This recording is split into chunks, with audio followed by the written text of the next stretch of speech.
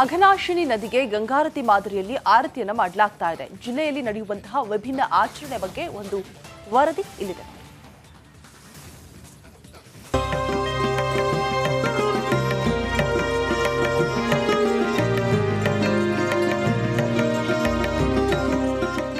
ಒಂದು ಕಡೆ ಪೂರ್ಣ ಕುಂಭ ಹಿಡಿದು ಹೆಜ್ಜೆ ಹಾಕುತ್ತಿರುವ ಸುಮಂಗಲಿಯರು, ಇನ್ನೊಂದೆಡೆ ನದಿಗೆ ಆರತಿ ಬೆಳಗುತ್ತಿರುವ ಮನಮೋಹಕ ದೃಶ್ಯ.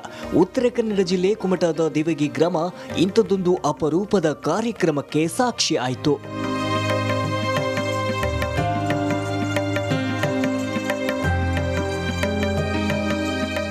ಹೌದು, ಸಾವಿರಾರು ಕುಟುಂಬಗಳಿಗೆ ಆಸರೆಯಾದ ಅಘನಾಶಿನಿ ನದಿ ಆರಾಧನೆ ಕಾರ್ಯಕ್ರಮ ನಡೆಯಿತು. ಕುಮಟಾದ ಯುವ ಬ್ರಿಗೇಡ್ ತಂಡ ಅಘನಾಶಿನಿ ಆರತಿ ಎಂಬ ಗಂಗಾರತಿ ಮಾದರಿಯಲ್ಲಿ ಆರತಿ ಮಾಡಲಾಯಿತು. ಪೂಜ್ಯ ಸ್ವಾಮೀಜಿಗಳ ಸಮ್ಮುಖದಲ್ಲಿ ಬ್ರಿಗೇಡ್ ಯುವ ಪಡೆ ಅದ್ಭುತವಾಗಿ ಕಾರ್ಯಕ್ರಮ ಆಯೋಜಿಸಿತ್ತು.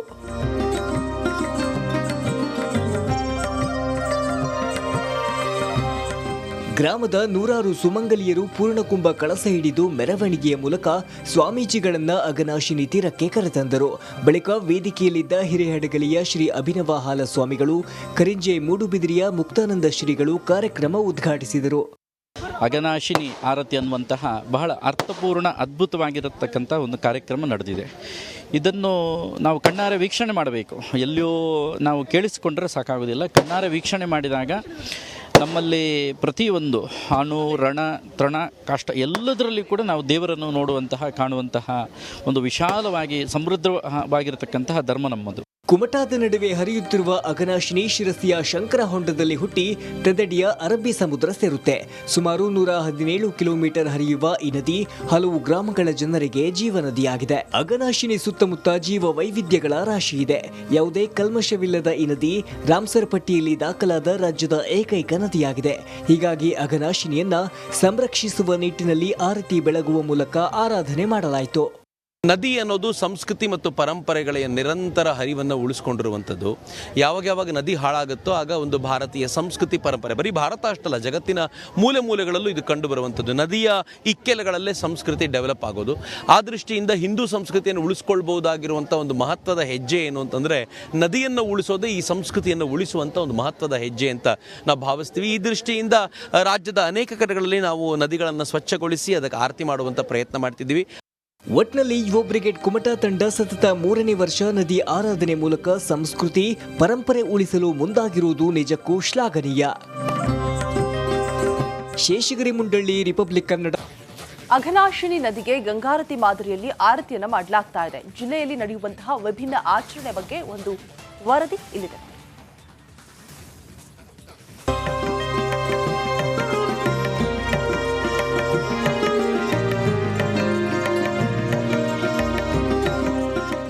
ಒಂದು ಕಡೆ ಪೂರ್ಣ ಕುಂಭ ಹಿಡಿದು ಹೆಜ್ಜೆ ಹಾಕುತ್ತಿರುವ ಸುಮಂಗಲಿಯರು, ಇನ್ನೊಂದೆಡೆ ನದಿಗೆ ಆರತಿ ಬೆಳಗುತ್ತಿರುವ ಮನಮೋಹಕ ದೃಶ್ಯ. ಉತ್ತರ ಕನ್ನಡ ಜಿಲ್ಲೆ ಕುಮಟಾದ ದೇವಗಿ ಗ್ರಾಮ ಇಂಥದ್ದೊಂದು ಅಪರೂಪದ ಕಾರ್ಯಕ್ರಮಕ್ಕೆ ಸಾಕ್ಷಿ ಆಯಿತು.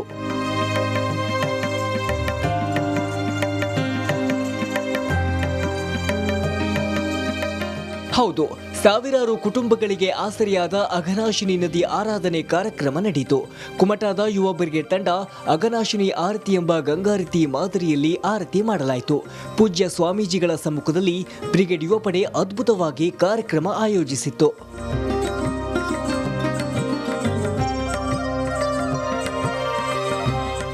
ಗ್ರಾಮದ ನೂರಾರು ಸುಮಂಗಲಿಯರು ಪೂರ್ಣಕುಂಭ ಕಳಸ ಹಿಡಿದು ಮೆರವಣಿಗೆಯ ಮೂಲಕ ಸ್ವಾಮೀಜಿಗಳನ್ನ ಅಘನಾಶಿನಿ ತೀರಕ್ಕೆ ಕರೆತಂದರು. ಬಳಿಕ ವೇದಿಕೆಯಲ್ಲಿದ್ದ ಹಿರೇಹಡಗಲಿಯ ಶ್ರೀ ಅಭಿನವ ಹಾಲ ಸ್ವಾಮಿಗಳು, ಕರಿಂಜೆ ಮೂಡುಬಿದಿರಿಯ ಮುಕ್ತಾನಂದ ಶ್ರೀಗಳು ಕಾರ್ಯಕ್ರಮ ಉದ್ಘಾಟಿಸಿದರು. ಅಘನಾಶಿನಿ ಆರತಿ ಅನ್ನುವಂತಹ ಬಹಳ ಅರ್ಥಪೂರ್ಣ ಅದ್ಭುತವಾಗಿರತಕ್ಕಂಥ ಒಂದು ಕಾರ್ಯಕ್ರಮ ನಡೆದಿದೆ. ಇದನ್ನು ನಾವು ಕಣ್ಣಾರೆ ವೀಕ್ಷಣೆ ಮಾಡಬೇಕು. ಎಲ್ಲಿಯೋ ನಾವು ಕೇಳಿಸಿಕೊಂಡ್ರೆ ಸಾಕಾಗೋದಿಲ್ಲ. ಕಣ್ಣಾರೆ ವೀಕ್ಷಣೆ ಮಾಡಿದಾಗ ನಮ್ಮಲ್ಲಿ ಪ್ರತಿಯೊಂದು ಅಣು ರಣ ತೃಣ ಕಾಷ್ಟ ಎಲ್ಲದರಲ್ಲಿ ಕೂಡ ನಾವು ದೇವರನ್ನು ನೋಡುವಂತಹ ಕಾಣುವಂತಹ ಒಂದು ವಿಶಾಲವಾಗಿ ಸಮೃದ್ಧವಾಗಿರತಕ್ಕಂತಹ ಧರ್ಮ ನಮ್ಮದು. ಕುಮಟಾದ ನಡುವೆ ಹರಿಯುತ್ತಿರುವ ಅಘನಾಶಿನಿ ಶಿರಸಿಯ ಶಂಕರ ಹೊಂಡದಲ್ಲಿ ಹುಟ್ಟಿ ತದಡಿಯ ಅರಬ್ಬಿ ಸಮುದ್ರ ಸೇರುತ್ತೆ. ಸುಮಾರು 117 ಕಿಲೋಮೀಟರ್ ಹರಿಯುವ ಈ ನದಿ ಹಲವು ಗ್ರಾಮಗಳ ಜನರಿಗೆ ಜೀವನದಿಯಾಗಿದೆ. ಅಘನಾಶಿನಿ ಸುತ್ತಮುತ್ತ ಜೀವ ವೈವಿಧ್ಯಗಳ ರಾಶಿ ಇದೆ. ಯಾವುದೇ ಕಲ್ಮಶವಿಲ್ಲದ ಈ ನದಿ ರಾಮ್ಸರ್ ಪಟ್ಟಿಯಲ್ಲಿ ದಾಖಲಾದ ರಾಜ್ಯದ ಏಕೈಕ ನದಿಯಾಗಿದೆ. ಹೀಗಾಗಿ ಅಘನಾಶಿನಿಯನ್ನ ಸಂರಕ್ಷಿಸುವ ನಿಟ್ಟಿನಲ್ಲಿ ಆರತಿ ಬೆಳಗುವ ಮೂಲಕ ಆರಾಧನೆ ಮಾಡಲಾಯಿತು. ನದಿ ಅನ್ನೋದು ಸಂಸ್ಕೃತಿ ಮತ್ತು ಪರಂಪರೆಗಳ ನಿರಂತರ ಹರಿವನ್ನು ಉಳಿಸ್ಕೊಂಡಿರುವಂಥದ್ದು.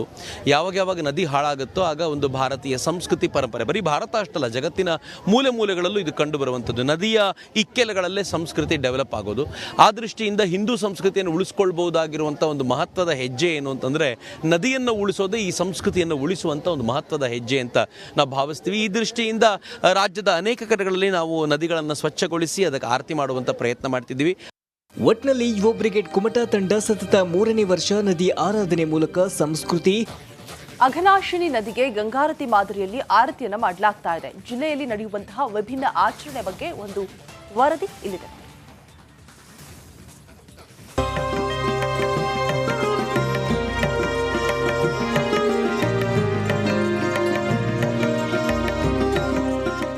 ಒಂದು ಕಡೆ ಪೂರ್ಣ ಕುಂಭ ಹಿಡಿದು ಹೆಜ್ಜೆ ಹಾಕುತ್ತಿರುವ ಸುಮಂಗಲಿಯರು, ಇನ್ನೊಂದೆಡೆ ನದಿಗೆ ಆರತಿ ಬೆಳಗುತ್ತಿರುವ ಮನಮೋಹಕ ದೃಶ್ಯ. ಉತ್ತರ ಕನ್ನಡ ಜಿಲ್ಲೆ ಕುಮಟಾದ ದೇವಗಿ ಗ್ರಾಮ ಇಂಥದ್ದೊಂದು ಅಪರೂಪದ ಕಾರ್ಯಕ್ರಮಕ್ಕೆ ಸಾಕ್ಷಿ ಆಯಿತು.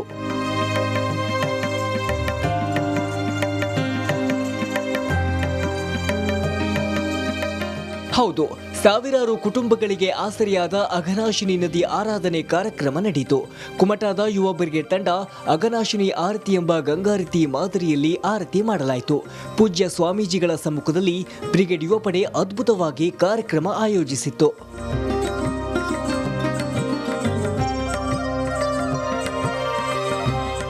ಗ್ರಾಮದ ನೂರಾರು ಸುಮಂಗಲಿಯರು ಪೂರ್ಣಕುಂಭ ಕಳಸ ಹಿಡಿದು ಮೆರವಣಿಗೆಯ ಮೂಲಕ ಸ್ವಾಮೀಜಿಗಳನ್ನ ಅಘನಾಶಿನಿ ತೀರಕ್ಕೆ ಕರೆತಂದರು. ಬಳಿಕ ವೇದಿಕೆಯಲ್ಲಿದ್ದ ಹಿರೇಹಡಗಲಿಯ ಶ್ರೀ ಅಭಿನವ ಹಾಲ ಸ್ವಾಮಿಗಳು, ಕರಿಂಜೆ ಮೂಡುಬಿದಿರಿಯ ಮುಕ್ತಾನಂದ ಶ್ರೀಗಳು ಕಾರ್ಯಕ್ರಮ ಉದ್ಘಾಟಿಸಿದರು. ಅಘನಾಶಿನಿ ಆರತಿ ಅನ್ನುವಂತಹ ಬಹಳ ಅರ್ಥಪೂರ್ಣ ಅದ್ಭುತವಾಗಿರತಕ್ಕಂಥ ಒಂದು ಕಾರ್ಯಕ್ರಮ ನಡೆದಿದೆ.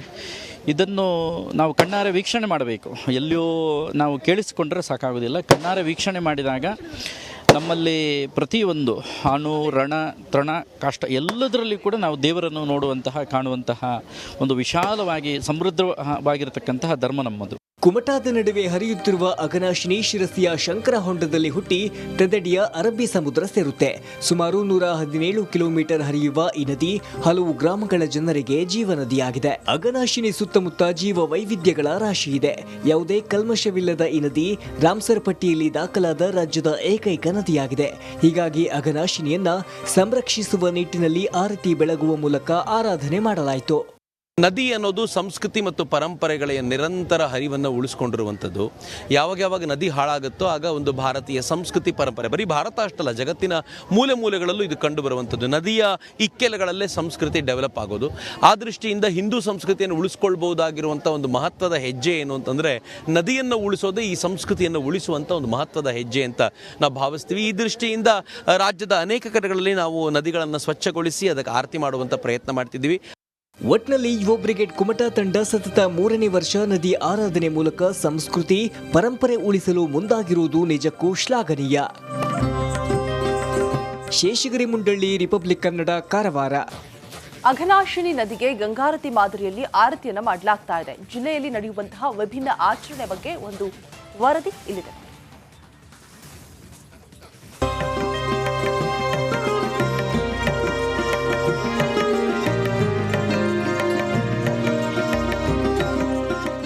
ಒಂದು ಕಡೆ ಪೂರ್ಣ ಕುಂಭ ಹಿಡಿದು ಹೆಜ್ಜೆ ಹಾಕುತ್ತಿರುವ ಸುಮಂಗಲಿಯರು, ಇನ್ನೊಂದೆಡೆ ನದಿಗೆ ಆರತಿ ಬೆಳಗುತ್ತಿರುವ ಮನಮೋಹಕ ದೃಶ್ಯ. ಉತ್ತರ ಕನ್ನಡ ಜಿಲ್ಲೆ ಕುಮಟಾದ ದೇವಗಿ ಗ್ರಾಮ ಇಂಥದ್ದೊಂದು ಅಪರೂಪದ ಕಾರ್ಯಕ್ರಮಕ್ಕೆ ಸಾಕ್ಷಿ ಆಯಿತು.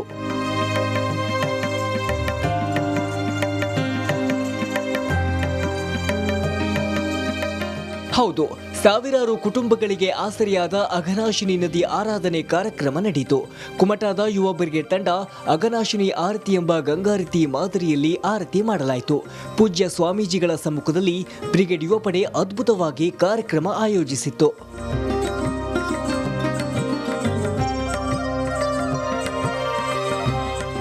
ಗ್ರಾಮದ ನೂರಾರು ಸುಮಂಗಲಿಯರು ಪೂರ್ಣಕುಂಭ ಕಳಸ ಹಿಡಿದು ಮೆರವಣಿಗೆಯ ಮೂಲಕ ಸ್ವಾಮೀಜಿಗಳನ್ನ ಅಘನಾಶಿನಿ ತೀರಕ್ಕೆ ಕರೆತಂದರು. ಬಳಿಕ ವೇದಿಕೆಯಲ್ಲಿದ್ದ ಹಿರೇಹಡಗಲಿಯ ಶ್ರೀ ಅಭಿನವ ಹಾಲ ಸ್ವಾಮಿಗಳು, ಕರಿಂಜೆ ಮೂಡುಬಿದಿರಿಯ ಮುಕ್ತಾನಂದ ಶ್ರೀಗಳು ಕಾರ್ಯಕ್ರಮ ಉದ್ಘಾಟಿಸಿದರು. ಅಘನಾಶಿನಿ ಆರತಿ ಅನ್ನುವಂತಹ ಬಹಳ ಅರ್ಥಪೂರ್ಣ ಅದ್ಭುತವಾಗಿರತಕ್ಕಂಥ ಒಂದು ಕಾರ್ಯಕ್ರಮ ನಡೆದಿದೆ. ಇದನ್ನು ನಾವು ಕಣ್ಣಾರೆ ವೀಕ್ಷಣೆ ಮಾಡಬೇಕು. ಎಲ್ಲಿಯೂ ನಾವು ಕೇಳಿಸಿಕೊಂಡ್ರೆ ಸಾಕಾಗೋದಿಲ್ಲ. ಕಣ್ಣಾರೆ ವೀಕ್ಷಣೆ ಮಾಡಿದಾಗ ನಮ್ಮಲ್ಲಿ ಪ್ರತಿಯೊಂದು ಅಣು, ರಣ, ತೃಣ, ಕಾಷ್ಟ ಎಲ್ಲದರಲ್ಲಿ ಕೂಡ ನಾವು ದೇವರನ್ನು ನೋಡುವಂತಹ, ಕಾಣುವಂತಹ ಒಂದು ವಿಶಾಲವಾಗಿ ಸಮೃದ್ಧವಾಗಿರತಕ್ಕಂತಹ ಧರ್ಮ ನಮ್ಮದು. ಕುಮಟಾದ ನಡುವೆ ಹರಿಯುತ್ತಿರುವ ಅಘನಾಶಿನಿ ಶಿರಸಿಯ ಶಂಕರ ಹೊಂಡದಲ್ಲಿ ಹುಟ್ಟಿ ತೆದಡಿಯ ಅರಬ್ಬಿ ಸಮುದ್ರ ಸೇರುತ್ತೆ. ಸುಮಾರು 117 ಕಿಲೋಮೀಟರ್ ಹರಿಯುವ ಈ ನದಿ ಹಲವು ಗ್ರಾಮಗಳ ಜನರಿಗೆ ಜೀವನದಿಯಾಗಿದೆ. ಅಘನಾಶಿನಿ ಸುತ್ತಮುತ್ತ ಜೀವ ವೈವಿಧ್ಯಗಳ ರಾಶಿ ಇದೆ. ಯಾವುದೇ ಕಲ್ಮಶವಿಲ್ಲದ ಈ ನದಿ ರಾಮ್ಸರ್ ಪಟ್ಟಿಯಲ್ಲಿ ದಾಖಲಾದ ರಾಜ್ಯದ ಏಕೈಕ ನದಿಯಾಗಿದೆ. ಹೀಗಾಗಿ ಅಘನಾಶಿನಿಯನ್ನ ಸಂರಕ್ಷಿಸುವ ನಿಟ್ಟಿನಲ್ಲಿ ಆರತಿ ಬೆಳಗುವ ಮೂಲಕ ಆರಾಧನೆ ಮಾಡಲಾಯಿತು. ನದಿ ಅನ್ನೋದು ಸಂಸ್ಕೃತಿ ಮತ್ತು ಪರಂಪರೆಗಳ ನಿರಂತರ ಹರಿವನ್ನು ಉಳಿಸ್ಕೊಂಡಿರುವಂಥದ್ದು. ಯಾವಾಗ ನದಿ ಹಾಳಾಗುತ್ತೋ ಆಗ ಒಂದು ಭಾರತೀಯ ಸಂಸ್ಕೃತಿ ಪರಂಪರೆ, ಬರೀ ಭಾರತ ಅಷ್ಟಲ್ಲ, ಜಗತ್ತಿನ ಮೂಲೆ ಮೂಲೆಗಳಲ್ಲೂ ಇದು ಕಂಡು ಬರುವಂಥದ್ದು. ನದಿಯ ಇಕ್ಕೆಲಗಳಲ್ಲೇ ಸಂಸ್ಕೃತಿ ಡೆವಲಪ್ ಆಗೋದು. ಆ ದೃಷ್ಟಿಯಿಂದ ಹಿಂದೂ ಸಂಸ್ಕೃತಿಯನ್ನು ಉಳಿಸ್ಕೊಳ್ಬಹುದಾಗಿರುವಂಥ ಒಂದು ಮಹತ್ವದ ಹೆಜ್ಜೆ ಏನು ಅಂತಂದರೆ, ನದಿಯನ್ನು ಉಳಿಸೋದೇ ಈ ಸಂಸ್ಕೃತಿಯನ್ನು ಉಳಿಸುವಂಥ ಒಂದು ಮಹತ್ವದ ಹೆಜ್ಜೆ ಅಂತ ನಾವು ಭಾವಿಸ್ತೀವಿ. ಈ ದೃಷ್ಟಿಯಿಂದ ರಾಜ್ಯದ ಅನೇಕ ಕಡೆಗಳಲ್ಲಿ ನಾವು ನದಿಗಳನ್ನು ಸ್ವಚ್ಛಗೊಳಿಸಿ ಅದಕ್ಕೆ ಆರತಿ ಮಾಡುವಂಥ ಪ್ರಯತ್ನ ಮಾಡ್ತಿದ್ದೀವಿ. ಒಟ್ನಲ್ಲಿ ಯುವ ಬ್ರಿಗೇಡ್ ಕುಮಟಾ ತಂಡ ಸತತ 3ನೇ ವರ್ಷ ನದಿ ಆರಾಧನೆ ಮೂಲಕ ಸಂಸ್ಕೃತಿ ಪರಂಪರೆ ಉಳಿಸಲು ಮುಂದಾಗಿರುವುದು ನಿಜಕ್ಕೂ ಶ್ಲಾಘನೀಯ. ಶೇಷಗಿರಿ ಮುಂಡಳ್ಳಿ, ರಿಪಬ್ಲಿಕ್